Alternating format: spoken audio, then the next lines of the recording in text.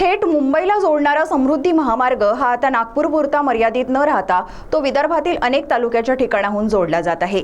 विकासाला चालना देणारा हा महामार्ग शेतकऱ्यांना मात्र पुरते कंगाल करून सोडतो की काय अशी स्थिती निर्माण झाली आहे।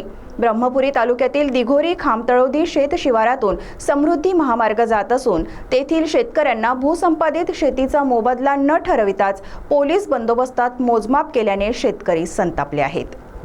ब्रह्मपुरी तालुक्यातील वैनगंगा नदी किनाऱ्यावर वसलेले दिघोरीपासून पिंपळगाव, खामतळोदी, रीट, पारडगाव, गडचिरोलीपर्यंत बहुतांश अल्पभूधारक शेतकरी असून मजुरीला आधार म्हणून शेती परवडत नसतानाही इथले शेतकरी शेती कसण्याचं काम करतात। परंतु मजुरीला आधार असलेली शेती समृद्धी महामार्गात जात असल्याने कित्येक शेतकरी भूमिहीन होणार असून काही अल्पभूधारक होणार आहेत। पैसा मिळेल तो खर्च व्हायला वेळ लागणार नाही, परंतु पुन्हा शेती मिळणं कठीण आहे। त्यातच भूसंपादित शेतीचा मिळणारा मोबदला न सांगता किंवा शेतकऱ्यांच्या शेतीची किंमत समाधानकारक न ठरविता पोलीस बंदोबस्तात सदर शेतकऱ्यांसमोर बळजबरीने शेतीचे मोजमाप करून शेती भूसंपादित करीत असल्याने आपदग्रस्त शेतकऱ्यांनी शासनावर रोष व्यक्त केला आहे।